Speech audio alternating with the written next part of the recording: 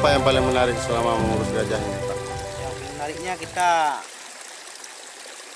ada kenangan-kenangan kita sama kawannya, kita rame menghibur masyarakat juga ada gitu. Kita pun kalau Papuan Gajah ini bisa kita bilang sudah pergi ke luar daerah gitu.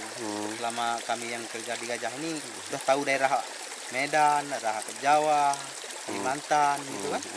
Ya namanya kita yang kerja di Gajah ya mana di perintahnya kita ikutin kan.